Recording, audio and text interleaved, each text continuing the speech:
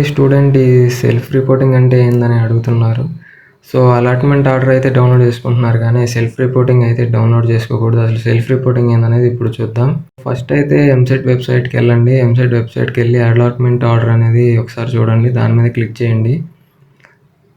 So దాని మీద click చేసిన తర్వాత సో మీకైతే ఈ విధంగా డిస్ప్లే అవుతుంది. సో ఇక్కడ అలాట్మెంట్ ఆర్డర్ డౌన్లోడ్ చేసుకోకపోతే ఇంకా డౌన్లోడ్ చేసుకోండి. ఒకవేళ డౌన్లోడ్ చేసుకొని ఉంటే సెల్ఫ్ రిపోర్టింగ్ మీద క్లిక్ చేయండి. సెల్ఫ్ రిపోర్టింగ్ మీద క్లిక్ చేసిన తర్వాత మీకు ఈ విధంగా డిస్ప్లే అవుతుంది. సో ఇక్కడ మీరు చూస్తుంటే మీకు కనుక సెల్ఫ్ రిపోర్టింగ్ ఆఫ్లైన్లో ఇద్దామనుకుంటే ఫస్ట్ ఇక్కడైతే ఆన్లైన్లో ఇవ్వాలి. ఇక్కడ యాక్సెప్ట్ మై జాయినింగ్ అనేది కనిపిస్తుంది కదా, దాని మీద అయితే క్లిక్ చేయండి. ఫస్ట్ ఆఫ్ ఆల్ దాని మీద క్లిక్ చేసి మీరు ఆ జాయినింగ్ లెటర్ ఆన్లైన్లో ఇవ్వడం జరుగుతుంది.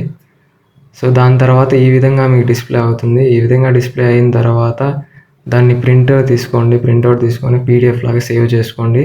మీరు రేపు ఎంసెట్ వెళ్ళేటప్పుడు దాన్ని కూడా కాలేజ్ రిపోర్టింగ్కి వెళ్ళేటప్పుడు తీసుకొని వెళ్ళాలి. సో ఇప్పుడు ఇంపార్టెంట్ డాక్యుమెంట్స్ వచ్చేసప్పటికి ఏమేమి తీసుకెళ్లాలో కాలేజ్ రిపోర్టింగ్కి ఇప్పుడు చూద్దాం.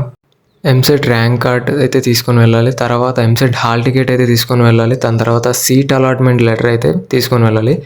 అండ్ ఆల్సో జాయినింగ్ రిపోర్ట్ తీసుకొని వెళ్ళాలి.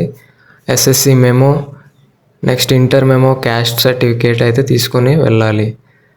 క్యాస్ట్ సర్టిఫికేట్ తర్వాత ఇన్కమ్ సర్టిఫికేట్ మీరు ఇన్కమ్ ఇస్తే ఇన్కమ్, ఆర్ రేషన్ ఇస్తే రేషన్ కార్డు అయితే తీసుకొని వెళ్ళాలి. ఈడబ్ల్యూఎస్ అప్లై చేసి ఉంటే కనుక ఈడబ్ల్యూఎస్ కూడా తీసుకొని వెళ్ళాలి.